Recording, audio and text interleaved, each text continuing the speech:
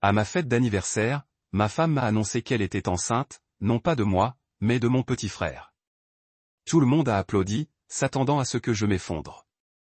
Mon frère a craché, prendre sa femme, c'est un bonus, mais le vrai plaisir, c'est de te voir perdre à nouveau, comme quand on était enfant et que je prenais ton vélo. Certains sont des perdants nés. J'ai porté un toast en souriant. Oh, vous n'avez pas entendu les dernières nouvelles. Leurs visages sont devenus blêmes et il est tombé à genoux. Je m'appelle Logan Shaw et j'ai eu 32 ans samedi dernier. 32 ans à essayer de faire ce qui est juste. 32 ans à être présent, à nettoyer après les dégâts des autres, à tenir le coup pendant que le monde me mettait à l'épreuve. Je pensais que cet anniversaire serait différent. Vraiment. Nous avons organisé la fête chez nous, une maison d'artisan à 2 étages que j'avais rénovée moi-même ces 2 dernières années. Camille avait insisté. Elle voulait que tous nos amis et notre famille soient là. Tu mérites une fête digne de ce nom, dit-elle avec ce sourire qu'elle utilisait quand elle voulait que je fasse quelque chose pour elle. Je n'ai pas posé de questions. J'ai juste hoché la tête comme d'habitude et j'ai passé une semaine à aménager le jardin et à nettoyer la terrasse au jet d'eau. La journée a commencé avec un espoir, celui qu'on porte au fond de soi comme un ballon qu'on a peur de lâcher. Je me suis réveillé avec l'odeur du café frais et Camille qui fredonnait dans la cuisine. Elle avait fait des crêpes, les avait même façonnées en petits 32 chiffres maladroits, et avait essayé de faire comme si de rien n'était. Je l'ai embrassée sur le front, je l'ai remerciée et j'ai ignoré la petite voix au fond de moi qui me murmurait que quelque chose n'allait pas. Cette petite voix s'était intensifiée ces derniers mois, mais je n'arrêtais pas de lui dire de se taire. L'amour, pensais-je, n'était pas censé ressembler à de la suspicion. À 17 heures, la maison était pleine à craquer. Mon père se tenait près du grill, retournant des hamburgers et riant comme si le poids de nos 6 dernières réunions du conseil d'administration n'existait pas. Il dirigeait Shaw. Ça se construisait et j'étais le prochain à prendre la relève. Quelque chose que Brady, mon petit frère, ne m'a jamais laissé oublier. Il était dans un coin, sirotant déjà sa 3e bière, affichant ce sourire éclatant et parfait qu'il payait probablement encore par mensualité. Camille flottait dans la foule dans une robe verte moulante, se touchant les bras, riant un peu trop fort, remplissant des verres de vin comme si elle était l'animatrice d'un jeu télévisé pour lequel elle n'avait jamais auditionné. Il y avait des cousins que je n'avais pas vus depuis des années, des collègues de bureau, mon ancien entraîneur de foot, même ma mère était venue habillée comme si elle allait à l'église et me jugeait déjà derrière une paire de lunettes de soleil trop grandes. Elle n'avait jamais aimé Camille. Ou peut-être si. Son opinion changeait au gré du vent.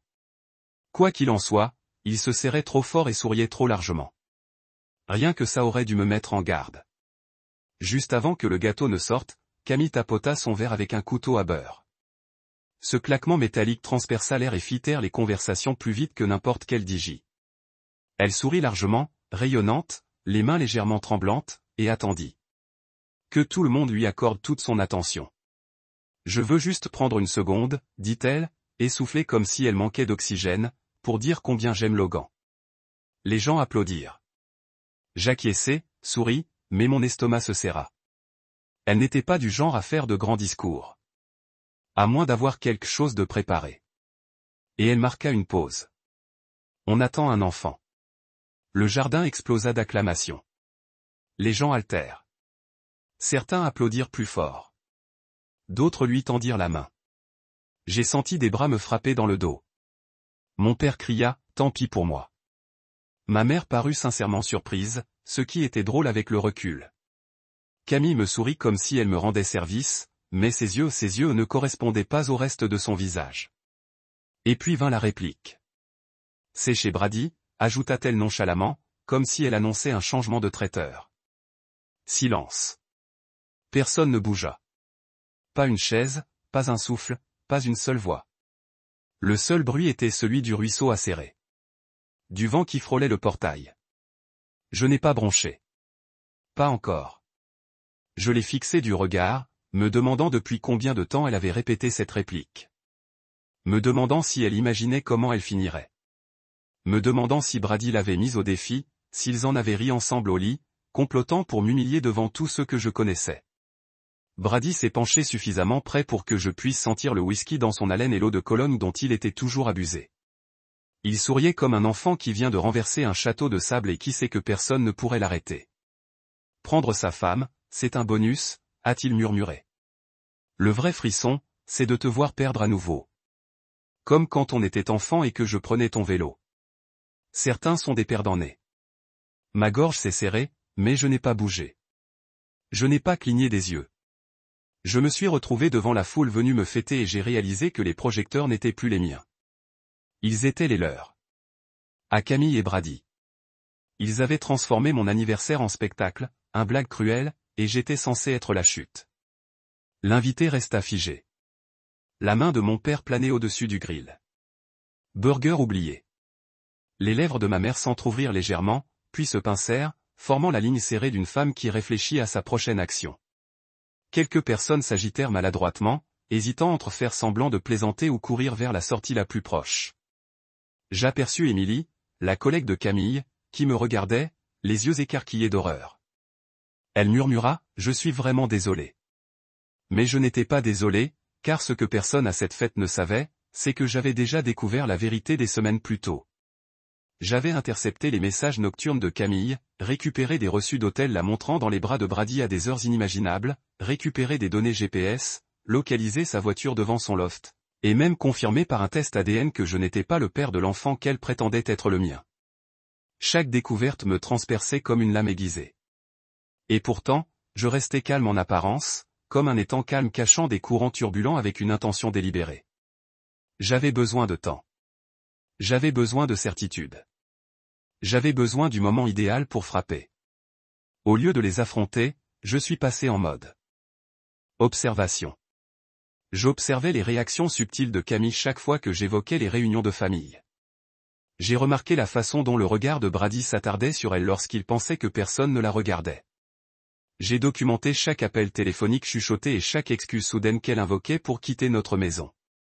Lorsque j'ai consulté Marcus OAY, notre avocat de famille, j'avais constitué un dossier plus solide que n'importe quel audit d'entreprise. En rencontrant Marcus dans son bureau, j'ai disposé des textes imprimés et des factures annotées. Il a examiné chaque page, l'air indéchiffrable. Brady et Camille ont trahi votre confiance et compromis vos biens, a-t-il dit en tapotant les papiers. Nous allons renforcer votre position juridique et les exposer. Ces mots étaient une promesse et une arme. J'ai ressenti un soulagement immense en sachant que j'avais un allié qui ne se souciait que des résultats, sans se soucier de la pitié. Ce soir-là, avec une profonde détermination, j'ai signé les documents qui ont placé tous nos comptes joints dans une fiducie légale et gelé le crédit de Camille.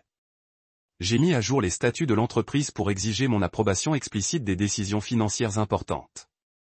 Chaque clause était calculée pour me protéger de leur trahison, et pendant tout ce temps, ils sont restés ignorants, croyant que j'étais celui qui pardonnait facilement et fermait les yeux. Matin après matin, je répétais mon plan. J'imaginais leurs expressions, le choc dans les yeux de Camille, la panique dans ceux de Brady. J'imaginais les réactions de collègues, d'amis, de la famille. Leurs murmures résonneraient dans les salles de conseil et les salons. J'ai choisi la réunion qui suivait la revue annuelle du budget, celle où tous les associés se réuniraient autour de la table en chaîne polie. Cela semblait parfait, trop public pour être ignoré, trop formel pour être nié.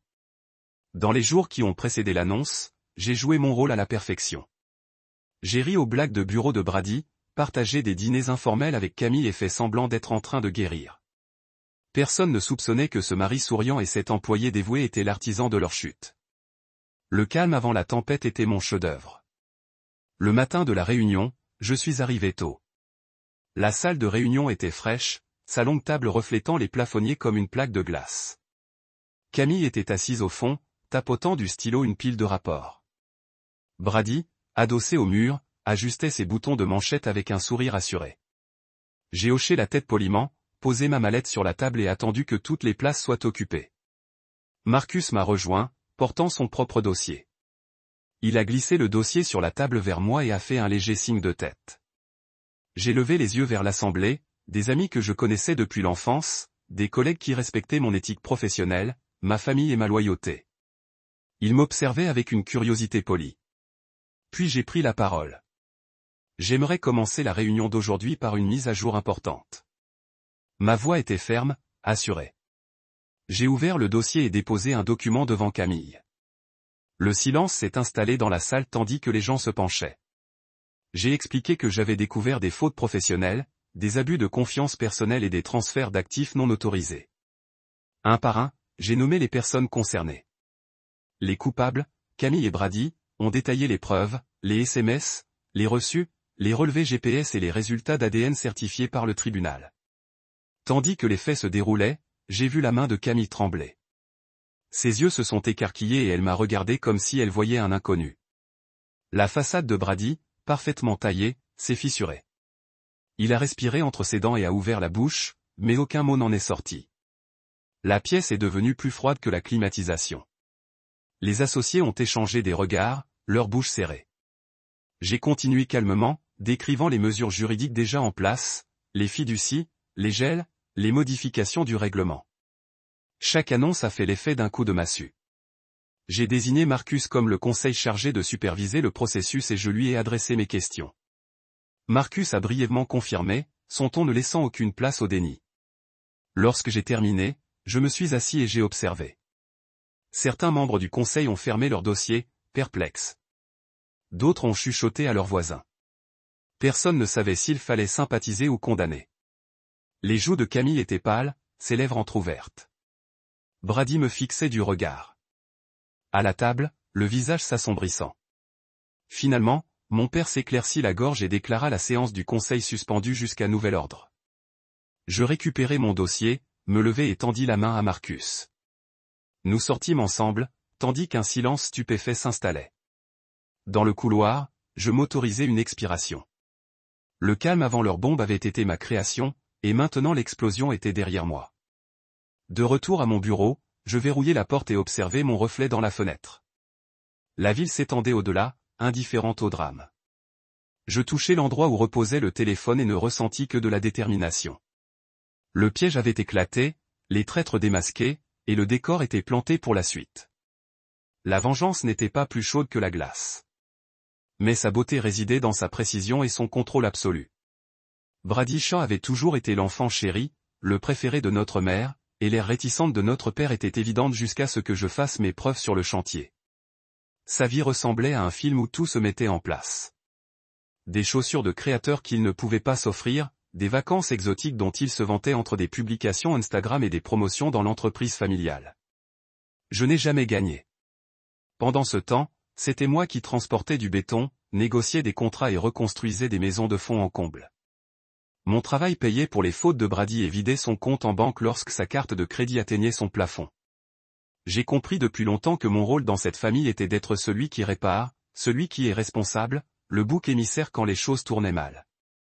Je me souviens de la première fois où j'ai ressenti un pincement au cœur envers lui.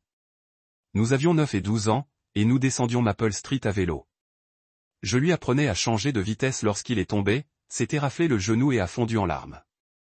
Je l'ai soigné avec un pansement et lui ai offert mon vélo, ma fierté, pour qu'il ne rate pas son match de baseball. Il m'a remercié, est monté dessus et a filé sans un regard en arrière.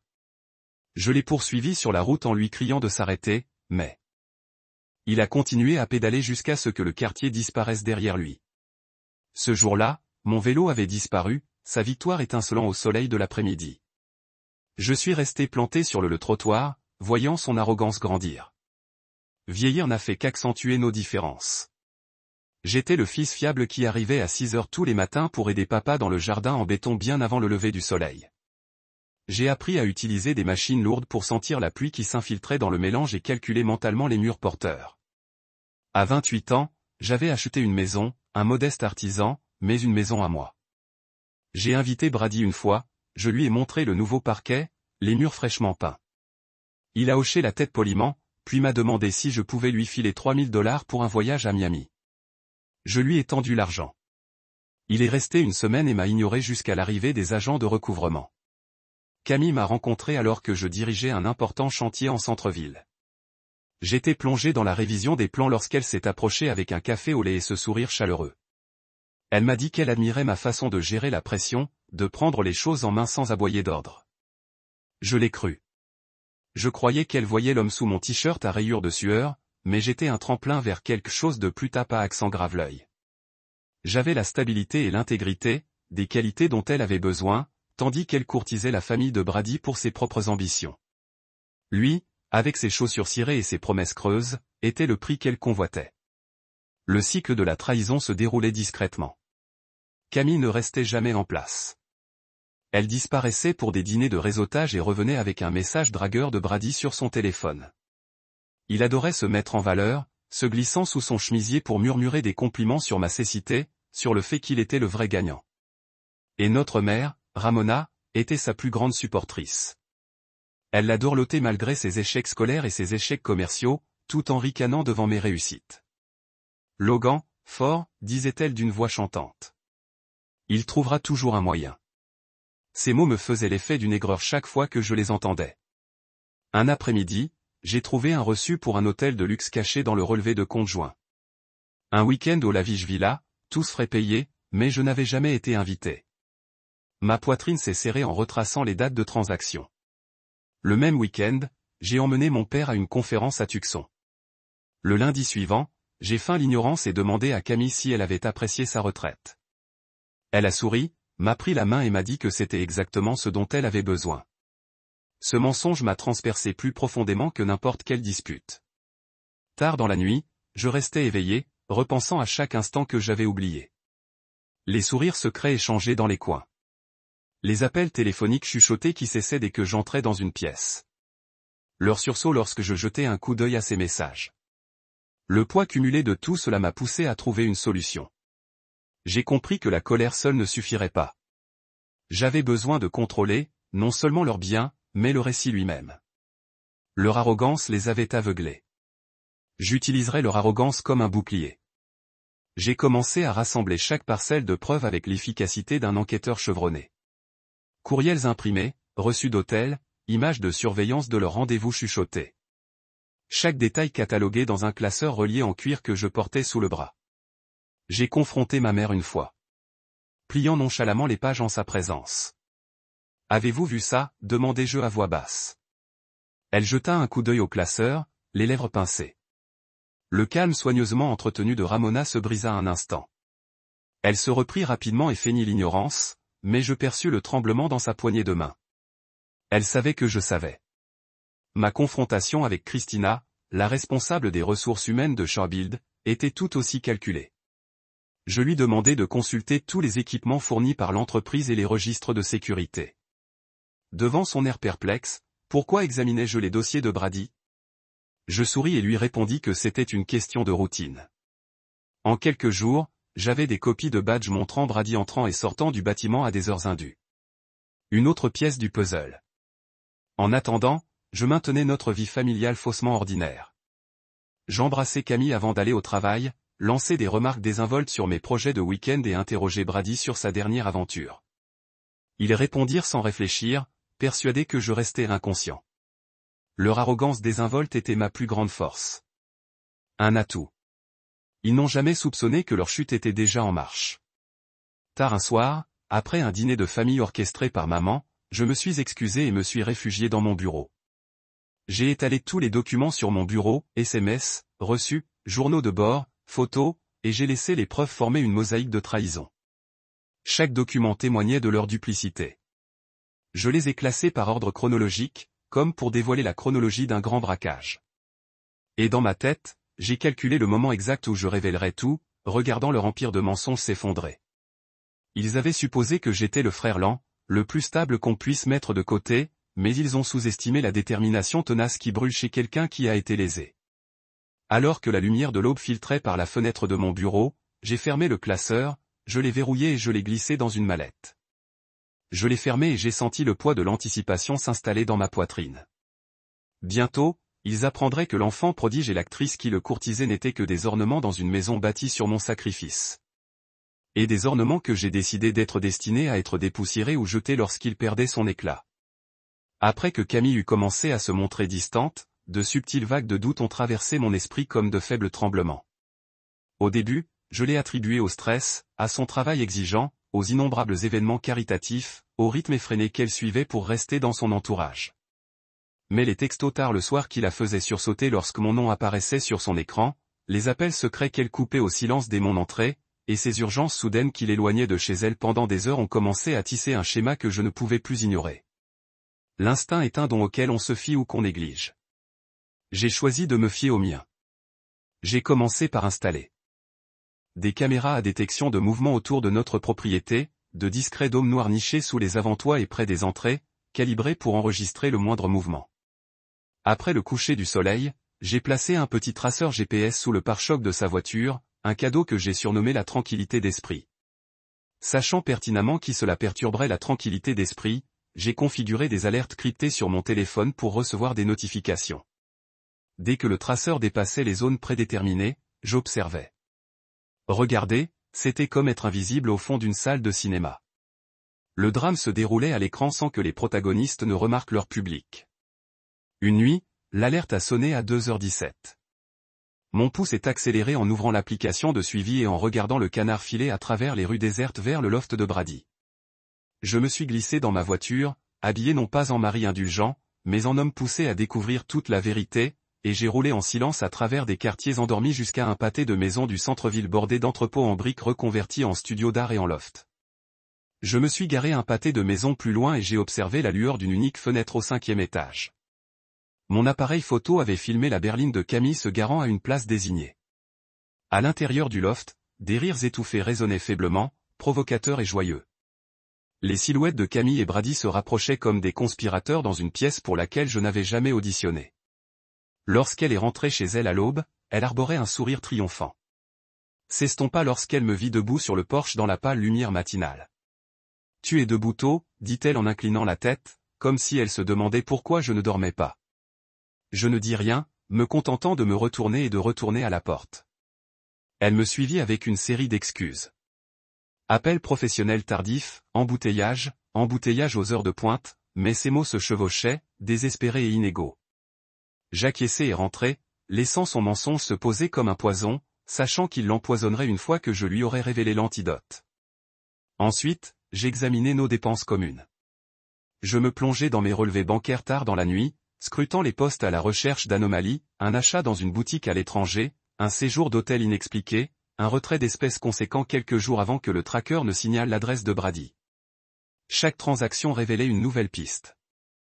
J'imprimais chaque relevé, surlignais les anomalies en jaune fluo et les rangeais dans un dossier intitulé « Habitudes de dépenses ». La présence de ce dossier sur mon bureau témoignait non seulement de sa duplicité croissante, mais aussi de ma détermination à cartographier le web avant qu'il ne soit trop tard. Couper le fil. Mais la découverte la plus douloureuse fut de découvrir le rôle de ma mère. Ramona avait toujours été la matriarche, son doux sourire dissimulant des angles vifs. Elle portait sa désapprobation de mes réussites comme un signe secret de supériorité. Un soir, je suis rentré tôt, soi-disant pour rattraper mon retard au travail, et je me suis arrêté devant la porte du salon lorsque des voix se sont fait entendre. Camille était au téléphone, chuchotant avec urgence, et à l'autre bout du fil, j'ai entendu la voix basse et mesurée de ma mère, qui me rassurait. Logan fort, coupe à Ramona. Il finira par se faire à l'idée. Il le fait toujours. Laisse-le simplement croire que le bébé est de lui jusqu'à ce qu'il soit trop tard. Son cœur s'est apaisé à ces mots. Leur indifférence à l'égard de mes sentiments était plus profonde que n'importe quelle trahison. Ma mère avait rejoint leur complot, apaisant les angoisses de Camille tout en scellant mon destin dans l'ignorance. J'ai confronté ma mère le lendemain matin dans la cuisine. Elle se tenait près du comptoir, écrasant des raisins pour en faire une salade, l'air cordial comme si rien ne s'était passé. Je demandai, quelle était cette conversation hier soir ? Son sourire vacilla une fraction de seconde avant de revenir, aussi posé que d'habitude. Elle repoussa une mèche de cheveux et dit d'un ton léger, nous parlions juste de questions familiales. Tu sais comme Camille s'inquiète quand on est absorbé par le travail. Je soutins son regard, féroce et fixe. Ne me prends pas pour un condescendant. Son sang-froid se brisa. Je vis un éclair de regret dans ses yeux avant qu'elle ne le masque par l'indifférence. Logan, j'ai seulement fait ce que je pensais être le mieux pour la famille. Murmura-t-elle d'une voix rauque. Un jour, tu nous remercieras. Je tournai les talons et partis sans un mot. Fermant la porte à son monde de compassion commode. Ébranlé mais résolu, je redoublai d'efforts. Je consolidai toutes mes découvertes, images de caméra, relevés GPS, relevés bancaires, appels interceptés, dans un dossier complet. J'ai catalogué chaque élément de preuve chronologiquement, annotant les détails pour créer une chronologie inattaquable. J'ai clairement étiqueté les sections, infidélité, escroquerie financière, complicité, et j'ai mis le dossier de côté, prêt à le présenter au moment opportun. En entrant dans le bureau de Marcus, j'emportais avec moi non seulement des documents, mais aussi le poids de la trahison et la clarté que seule la vérité peut apporter.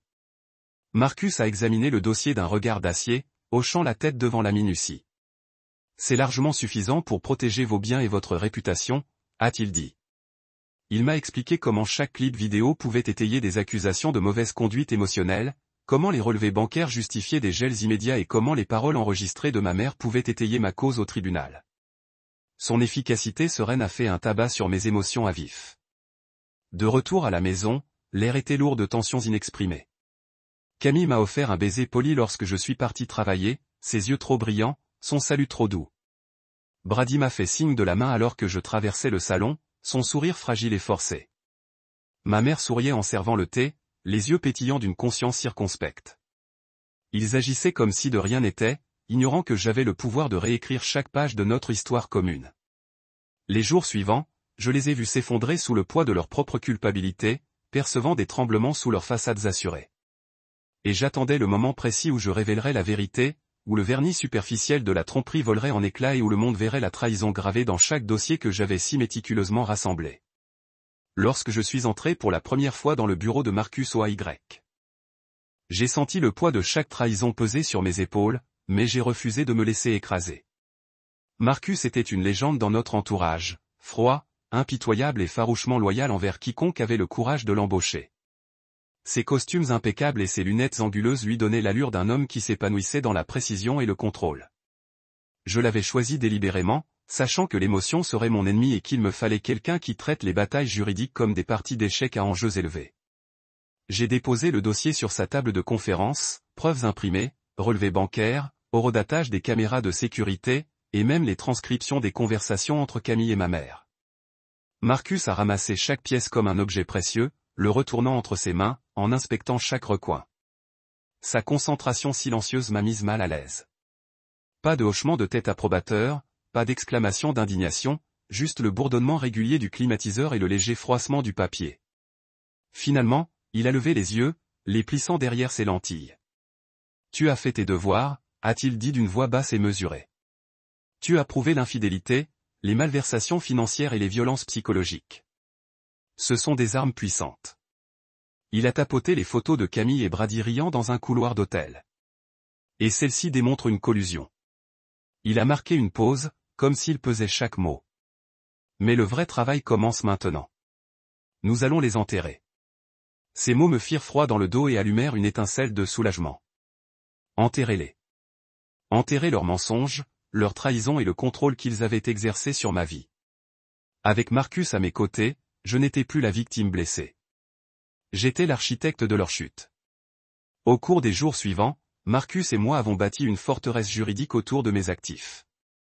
Il rédigea des fiducies révocables et irrévocables, modifia les titres de propriété et réécrivit les conventions d'actionnaires chez Shawbuild, garantissant qu'aucune action unilatérale de Camille ou Brady ne puisse compromettre mes avoirs. Il introduisit des clauses conditionnelles qui s'appliquaient automatiquement si certaines conditions étaient remplies. Des conditions qui, grâce à mes preuves, étaient inévitables.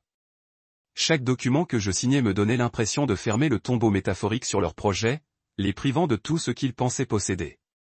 Entre deux séances avec Marcus, je me retrouvais dans l'univers au contraste saisissant des couloirs de marbre du cabinet. Les associés passaient en courant avec des dossiers, chacun étiqueté avec les problèmes d'autres clients. Pourtant, dans le bureau privé de Marcus, le temps s'est ralenti. Nos réunions étaient des séances de planification stratégique, planifiant chaque mouvement comme des généraux, se préparant à une bataille décisive. Nous débattions pour savoir s'il fallait geler immédiatement les comptes joints ou attendre le moment de la révélation. Équilibrant avantages tactiques et impact psychologique. J'ai appris à apprécier l'élégance de chaque clause, chaque précédent juridique invoqué par Marcus, et j'ai compris avec quelle lucidité il manipulait la loi, tel un maître artisan travaillant le métal. Un après-midi, Marcus m'a remis une pile d'accords modifiés. Ceci, disait-il, transfère votre exposition restante dans des fiducies sans droit de regard. Le nom de Camille est entièrement radié. Les prestations de Brady sont révoquées. L'héritage de votre mère est réorienté vers une œuvre caritative que vous contrôlez. Mon cœur battait la chamade en parcourant page après page. Je sentais leur avenir s'effondrer sous le poids de ces instruments juridiques. C'était magnifique, par sa clarté impitoyable, son équité et sa justice, exprimées dans le langage implacable du droit. Tandis que nous finalisions les formalités administratives, Marcus a exposé la phase suivante. Nous avons fait le plus dur, sécuriser vos actifs. Il est maintenant temps de les présenter. Il m'a expliqué comment la divulgation publique au sein de l'entreprise et à certains membres de la famille déclencherait les clauses automatiques. Ils se réveilleraient et se verraient privés de leurs privilèges. Leurs baux et leurs cartes de crédit seraient annulés. Le poste de Brady chez Shawbuild serait résilié. Vous présenterez les preuves et les documents juridiques s'exécuteront d'eux-mêmes. Il marqua une pause, les yeux sombres derrière ses lunettes. Ce sera rapide, irrévocable et définitif. J'ai quitté son bureau avec un sentiment à la fois de pouvoir et de vide.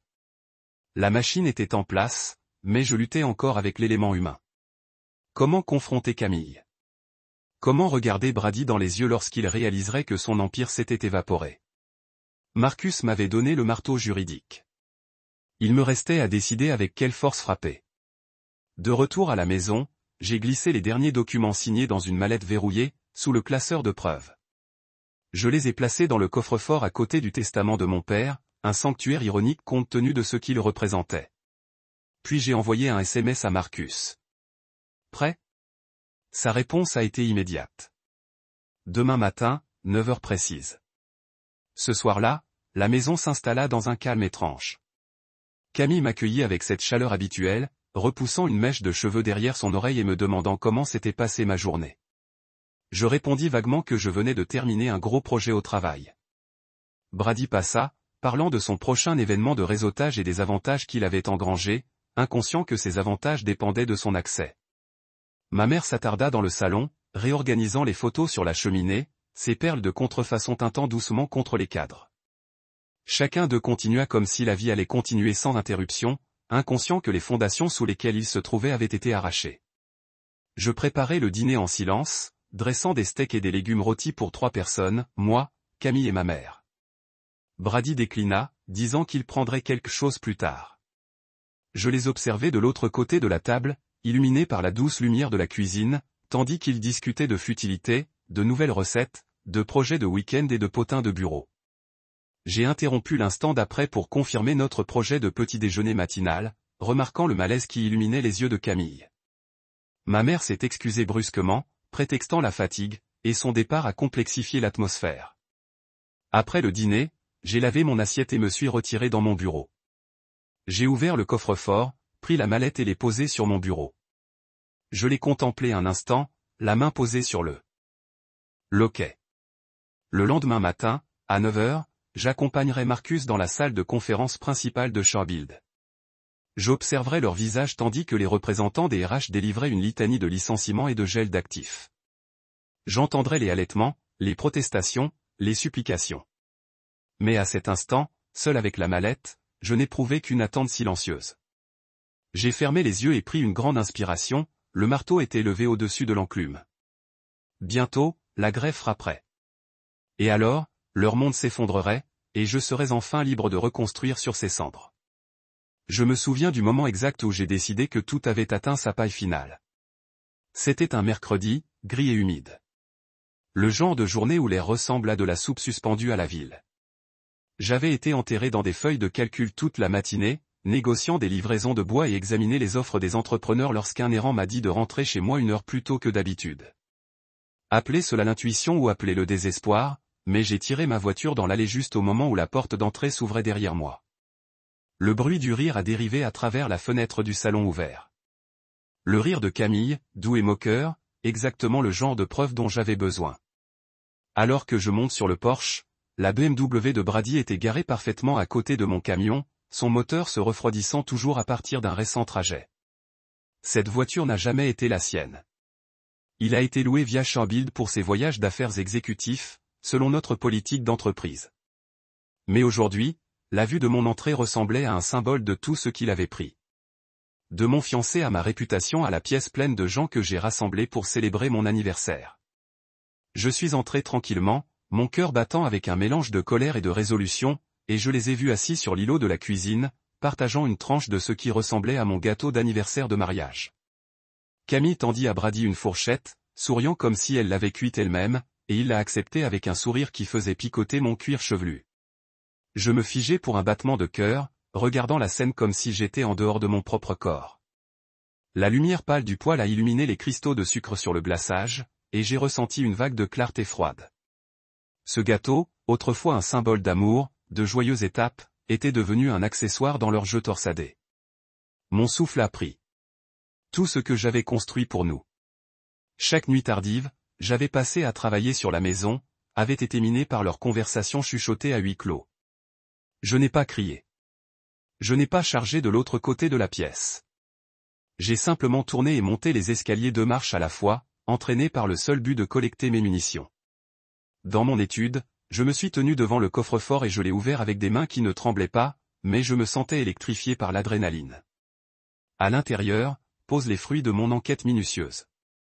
Photographies imprimées sur du papier brillant. Les reçus de l'hôtel avec des dates font défiler à côté d'eux. Les fichiers audio enregistrés vocaux et le rapport de laboratoire froid et inlassable confirmant la vérité ADN. J'ai glissé chaque dossier, les alignant sur le bureau de chaîne comme un général rassemblant ses troupes. Sous les photos, il y avait des images de la berline de Camille cachée dans le garage fermé de Brady à 2 heures du matin. Leur silhouette assez proche pour lire le langage corporel en noir et blanc granuleux. Sous les recettes, une série de factures hôtelières détaillées des week-ends, on m'a dit qu'elle avait dépensé pour des conférences commerciales. Sous les textes, l'échange de messages insinués qui ont dissous la tension dans des admissions explicites. Et enfin, le rapport ADN, son en-tête estampillé avec le sceau de certification du laboratoire, prononçant scientifiquement que cet enfant qu'elle portait n'était pas le mien. Tenir cette page avait l'impression de tenir gavelle d'un juge.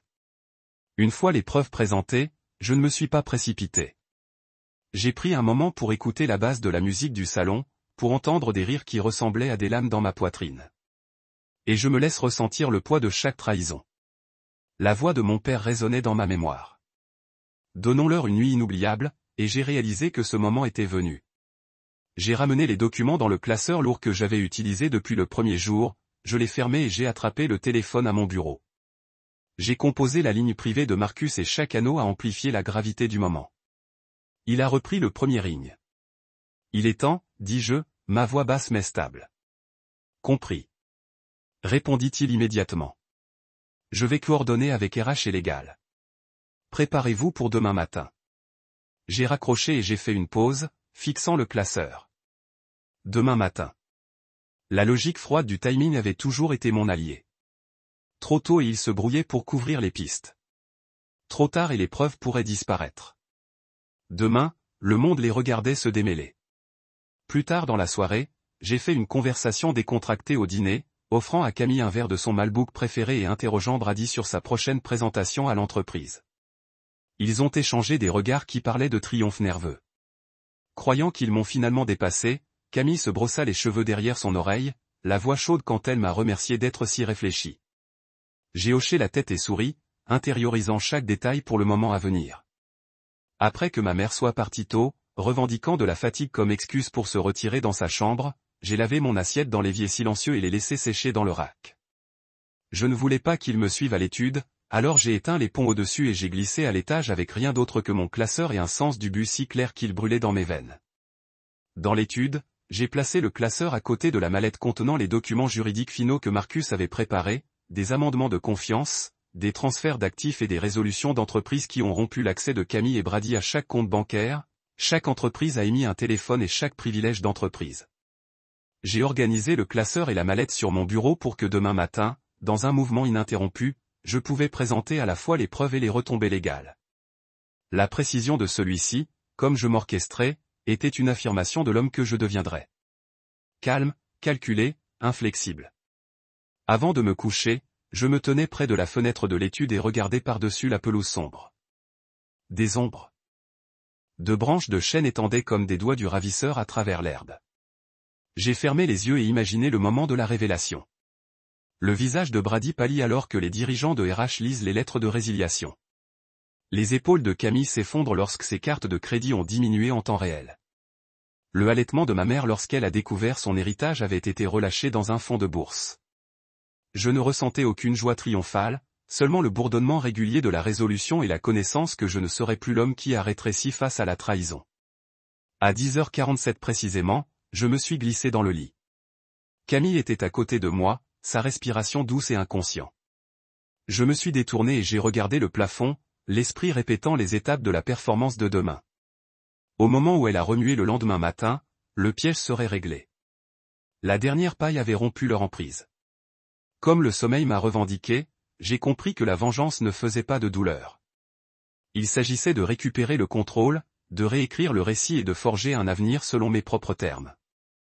Et dans l'obscurité, j'ai dormi profondément, prêt pour l'aube quand je les regardais se rendre compte que l'homme qu'ils cherchaient à humilier était devenu l'architecte de leur perte.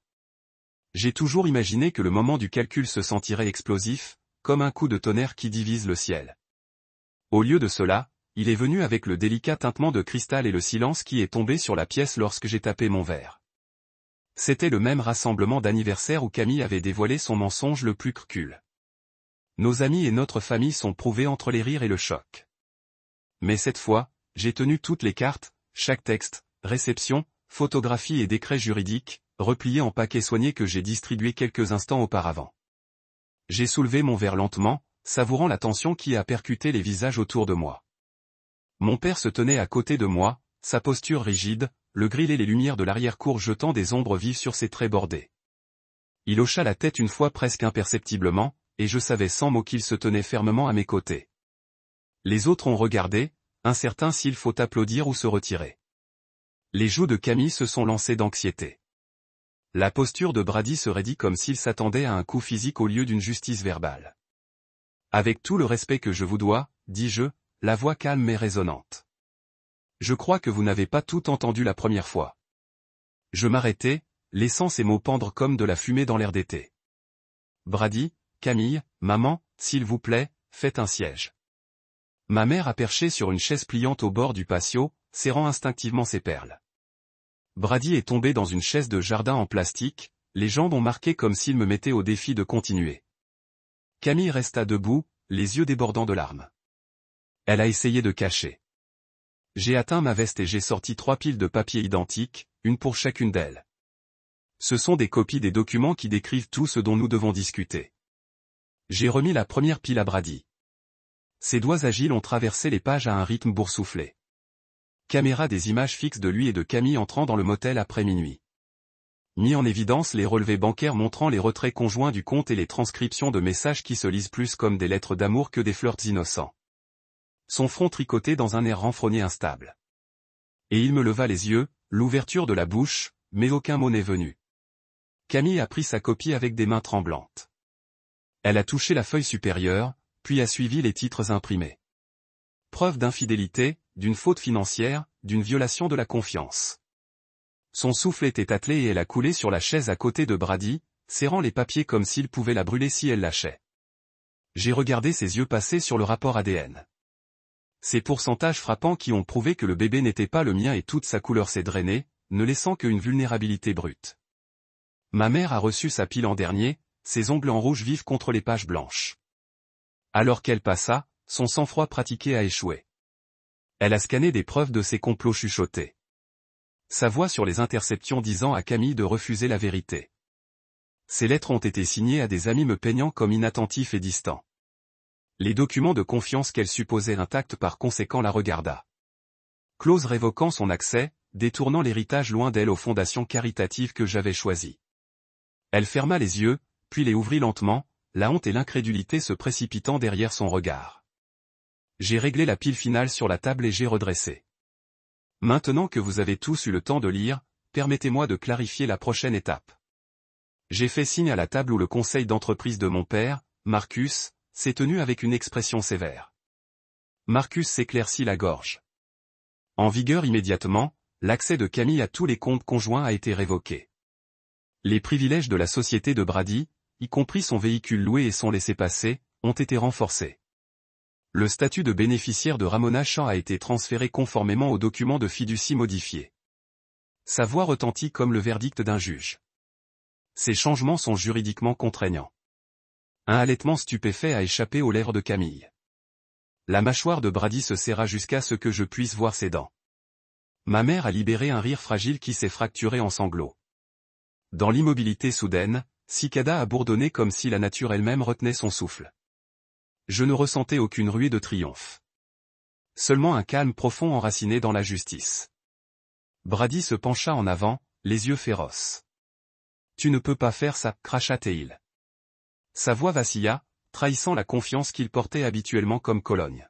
« Nous sommes une famille. Nous avions tous les droits. » « Famille », j'ai interrompu doucement. La famille ne conspire pas pour voler l'amour, l'argent et la dignité. La famille ne chuchotait pas dans les coins tandis qu'un autre dort à côté d'eux en confiance. Vous avez traversé chaque ligne. Il a claqué les papiers et les a lancés sur la table. Les pages se sont fluctuées comme des oiseaux blessés avant de se poser la mer. Cardigan a essuyé les yeux et a incliné la tête comme en récitant une prière. Me tendant quand ils avaient l'intention de me démolir. Les amis, Emily, Mark et Jenna, se sont levés et ont offert des signes de solidarité. Leur présence ressemblait à une ancre dans le maelstrom, me rappelant que je n'étais pas seul. Les épaules de Camille tremblaient de sanglots. Le visage de Brady se tourna cendré. Ma mère cligna des yeux en arrière. Ils étaient brisés et je ne ressentais aucune méchanceté envers eux, seulement une résolution silencieuse que l'ère de leur trahison avait terminée. J'ai levé mon verre une dernière fois. À l'honnêteté, j'ai dit, et à la force qu'il faut pour affronter nos pires vérités. J'ai bu profondément, le champagne frais lavant les derniers éclats de doute. À ce moment-là, tout s'est déplacé. L'anniversaire que j'avais prévu en tant que célébration est devenu un creuset où des secrets ont été forgés dans l'acier. La pièce s'est vidée lentement. Les gens se sont éloignés pour offrir des condoléances ou trouver de l'air frais.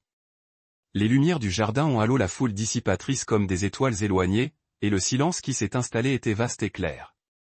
Je suis resté près de la table, respirant dans l'air nocturne et regardant Camille rassembler ses copies des documents, les pliant avec une précision tremblante. Brady pâle des rythmes, des baskets érafforant le patio en pierre. Ma mère a tranquillement glissé son document de confiance dans son sac. Sa tête s'inclina. Je les ai regardés.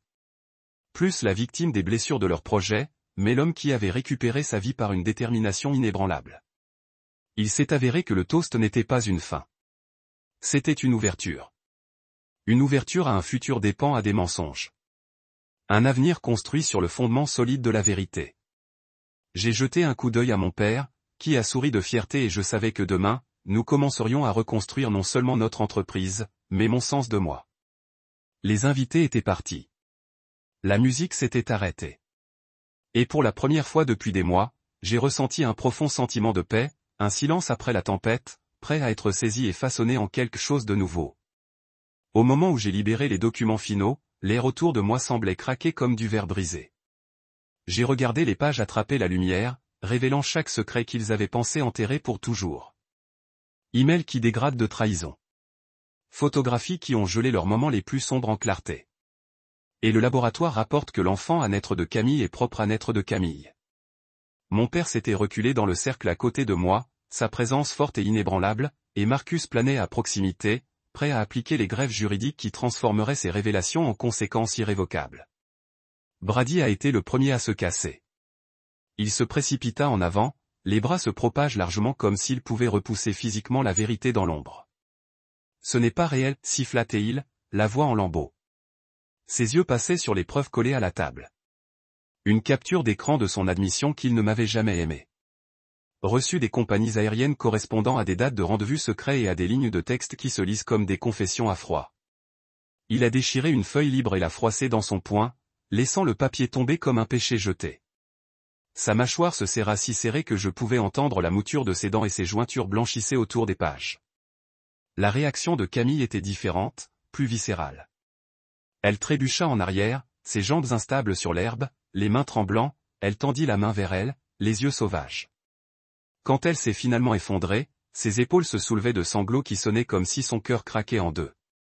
Elle a pressé les documents vers sa poitrine comme s'ils pouvaient la protéger de la tempête qu'elle avait aidé à créer. Ma mère, en revanche, a rencontré mon regard avec un silence stupéfait. Son visage était cendré. Son maquillage s'est strié des larmes. Elle a refusé de se cacher. Fini l'assurance suffisante que j'avais vue tant de fois sur des portraits de famille. Elle avait l'air minuscule, diminuée par la preuve même qu'elle avait encouragée. Elle tendit la main vers ses perles, les tournant autour de ses doigts comme en essayant de trouver du réconfort dans leur poids familier. Soyons clairs, dis-je, voix basse, mais en plein essor dans le silence lourd. Ces documents ne sont pas des suggestions. Ils sont exécutoires. À ce moment-là, votre accès à nos actifs est terminé. J'ai épargné un coup d'œil pour Marcus, qui a produit une lettre estampillée avec le sceau de la société et ma signature, une révocation immédiate des privilèges de Camille. Sa bouche s'est ouverte, mais aucun son a émergé. Les privilèges de location révèlent l'herbe. La honte et l'incrédulité fusionnant en une seule posture agenouillée de la reddition. Camille lui serra la poitrine comme si elle avait été abattue, des larmes coulant sur ses joues. Logan, s'il te plaît, gémit-elle, la voix tremblant. Nous pouvons résoudre ce problème. L'ironie m'a coupé comme une lame. Ils m'ont supplié de les sauver du gâchis qu'ils m'avaient fait vivre pendant des mois.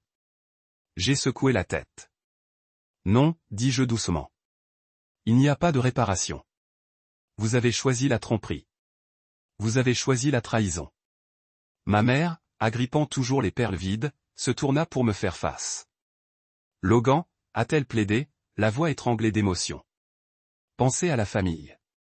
Ces mots ont traîné des souvenirs d'anniversaires d'enfance, des dîners du dimanche, les années que j'avais passées à travailler dans la cour sous son regard critique. Mais la famille, j'avais appris, ne signifiait pas la loyauté quand elle a servi ses fins égoïstes. Je les regardais, regrettant la nécessité de ce moment, mais ferme dans ma détermination. La famille mérite l'honnêteté. Tu m'as donné des mensonges. Alors que la réalité de leur perte s'enfonçait, un silence mal à l'aise est tombé sur le rassemblement. Les voisins ont regardé à travers les haies. Des amis se tenaient immobiles, sans savoir s'il faut rester ou fuir. Les invités de la fête ont fondu, ne laissant que se lier par le sang au milieu des ruines de leur tromperie. Le vent s'est déroulé à travers les arbres, portant le faible chirat des grillons comme si la nature elle-même témoignait. Brady est resté blotti sur le terrain, berçant le préavis de licenciement comme une bouée de sauvetage devenue voyou. Camille se tenait à moitié, se balançant jusqu'à ce que mon père s'avança et plaça une main stable sur son épaule. Son visage était un masque de déception trempé par l'effort de rester digne. « Camille Brady, dit-il tranquillement. Vous avez apporté cela sur vous-même. » Il se dirigea vers la maison, l'étude où ses dossiers avaient été conservés. Entrez à l'intérieur. Nous organiserons votre départ. Ils trébuchaient sur leurs pieds, les yeux creux. Camille s'arrêta à mes côtés, des larmes brillantes. Elle a essayé de toucher mon bras, une empreinte d'intimité qui ne sait plus exister. Je me suis exhorté et je me suis tourné. Vers mon père. Moi. Une fondation autorisée pour la reconstruction. Les lumières du jardin clignotent derrière nous, jetant nos longues ombres sur les chaises vides et les lunettes de punch abandonnées, les testaments à la finale dramatique de la nuit. Je me tenais sous le ciel, maintenant STRE avec le crépuscule, sentant la brise fraîche se brosser contre mon visage. Mon cœur, qui avait pilonné de rage et de mal, a maintenant battu avec un calme mesuré, non plus alimenté par la trahison, mais par la certitude que j'avais récupéré le contrôle de ma vie. L'effondrement qu'ils avaient conçu autour de moi était devenu leur propre perte. Alors que je fermais la mallette et les glissais dans la voiture, je me suis permis un petit hochement de tête privée. Je les avais regardés s'agenouiller en ruine. Et je l'avais fait sans me perdre. Dans les conséquences tranquilles de leur chute, j'ai tenu surtout une vérité. La justice n'est pas une vengeance. C'est la restauration. Et ce soir, dans les cendres de leur tromperie, j'avais commencé le travail de restauration de ma propre paix. Camille est satisfaite de la salle d'audience stérile, mais il ne restait plus rien à négocier. Je me suis assis à côté de papa dans le premier rang, les poignets se sont mal tournés, regardant le juge finaliser notre décret de divorce. En l'espace d'une seule matinée, elle est repartie avec rien d'autre qu'une petite valise et un nom terni. Les termes étaient clairs. Pas de soutien au conjoint, pas de division de mes actifs et de la seule garde de notre maison conjugale. Son conseiller juridique avait fait pression pour la sympathie. Le mien exigeait la justice et la justice a prévalu. Les audiences de Brady étaient tout aussi impitoyables. Il s'est présenté dans un costume mal ajusté, le visage dessiné et creux, attendant une clémence. Au lieu de cela, le conseil d'administration de l'entreprise, sur ma recommandation, avait convoqué un licenciement résumé. Sa violation de l'obligation fiduciaire, corroborée par les journaux de sécurité et les dossiers bancaires, signifiait une résiliation instantanée. Sa BMW a été retournée au bureau de location cet après-midi. Il a quitté le bâtiment les mains vides. Les échos des portes d'ascenseur se fermant derrière lui plus fort que n'importe quel verdict. J'ai regardé leur départ en silence. Les épaules de Camille se courbèrent en défaite alors qu'elle montait sur le trottoir et saluait un taxi. Brady a traversé le parking, tête en bas, téléphone mort à partir de comptes gelés. Ils ressemblaient à des réfugiés de leur propre fabrication, perdus sans ma bonne volonté ou mes connexions familiales pour adoucir la chute. Ma mère, coupée de sa confiance, a emménagé dans un petit appartement à travers la ville. Les rumeurs ont déclaré qu'elle avait survécu sur les coupons alimentaires. Je n'avais aucune envie de la chercher. Elle avait choisi leur côté. De retour au bureau, j'ai convoqué l'équipe de direction pour une évaluation des dommages. Les actionnaires avaient hérissé le scandale, mais nos actions rapides et transparentes ont rétabli la confiance. En quelques semaines, Choc crée un élan, les contrats signés, les offres ont gagné et un esprit renouvelé parmi les employés qui appréciaient l'intégrité au-dessus du népotisme. Les clients ont contacté pour féliciter le leadership décisif. J'ai transmis des messages non pas de ragot mais d'un véritable respect. Seul dans ma maison vide la première nuit après la tempête, j'ai traversé chaque pièce.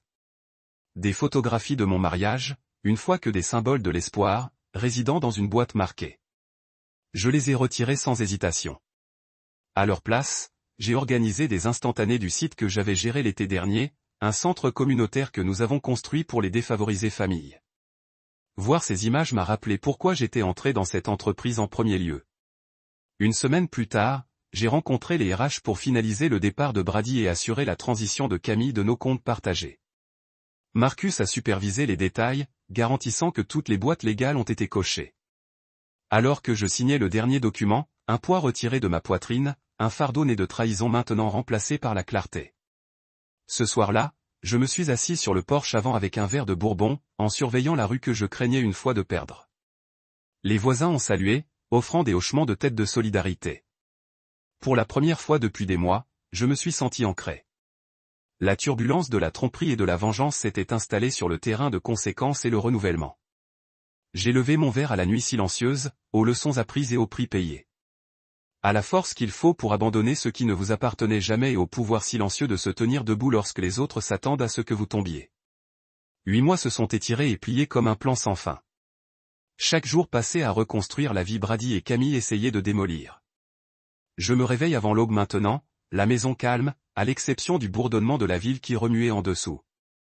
Dans mon bureau, Sunlight s'incline à travers des prises encadrées et une seule photo du centre communautaire que nous avons terminé l'année dernière.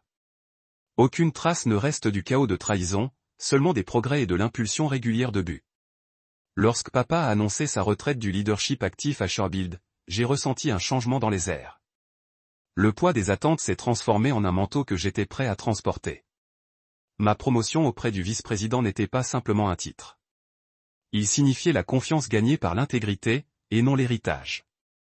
La salle de conférence résonne désormais avec des voix fraîches, le nabro parmi eux, candide en discussion, rigoureuse en planification. Elle parle de conception durable et de pratiques de travail éthique, des valeurs qui résonnent avec le cœur de mes expériences. Au cours du café un matin, elle a demandé comment je maintenais l'équilibre. Je lui ai dit que la paix suit la confrontation. Ce n'est que lorsque les mensonges sont mis à nu peuvent faire confiance. À Tucson, notre projet d'expansion s'élève à 60%. J'y ai voyagé la semaine dernière, en marchant les cadres squelettiques de futures maisons pour les familles qui méritent de la stabilité, pas la tromperie. J'ai passé ma main le long d'une poutre en acier et j'ai senti le résultat tangible d'un travail honnête. La nuit, sous les stars du désert, j'ai pensé à jusqu'où j'en avais arrivé. Des stores de ma propre vie à tirer contre la corruption à la construction de communautés où la franchise est la fondation. Des rumeurs sur Brady et Camille dérivent toujours dans les cercles sociaux, mais ils ne me hantent plus. J'entends qu'ils luttent. Ses portes de l'industrie ont fermé, sa réputation ternie. Pourtant, je ne ressens aucun triomphe dans leur chute. Seul l'allègement que la justice a été rendue et la vie peut aller de l'avant. Ma mère reste distante, vivant dans son appartement exigu, ses appels rares et chargés d'excuses. J'écoute poliment, mais le pont qu'elle a brûlé ne peut pas être reconstruit avec les mots seuls. À la maison, les soirées s'installent dans un rythme familier. Denica me rejoint pour le dîner sur le patio où les feux de corde éclairent le rire au lieu de mensonges. Nous partageons des histoires de lutte de début de carrière, de mentors qui croyaient en nous, d'ambitions encore insatisfaits. Elle n'hésite pas à des questions difficiles, Et je n'ai pas peur de honnêteté. Notre partenariat se développe dans cet espace. Égal, candide, collaboratif. Samedi dernier, j'ai organisé un petit rassemblement pour célébrer le nouveau contrat de l'entreprise pour un logement abordable. Aucune grande annonce ou agenda caché, juste un groupe de collègues et de voisins partageant du barbecue sous le ciel. Alors que je levais mon verre pour toast, j'ai jeté un coup d'œil au visage souriant avec une véritable chaleur. À ce moment-là, j'ai réalisé que la véritable mesure du succès n'est pas dans les titres ou les comptes bancaires, mais dans les communautés fondées sur la vérité et le respect. Le matin après, j'ai traversé la cour vide, des lanternes se balançant dans une brise douce. Mon cœur était léger, non pénétré par des projets ou du grain des batailles légales passées. J'ai pensé au garçon de Maple Street dont le vélo a été volé, de l'homme à 32 ans dont la vie a été avancée, et de la personne debout ici maintenant, ferme, inébranlable, guidée par des leçons durement gagnées. J'empoque mes clés, je monte dans la lumière du soleil et je me dirige vers le bureau latéral. Aujourd'hui, j'aide à jeter les bases d'une nouvelle fondation. Et pendant que je monte, je emportais avec moi une simple vérité. Lorsque vous restez ferme en honnêteté, la paix et le pouvoir suivent naturellement, main dans la main.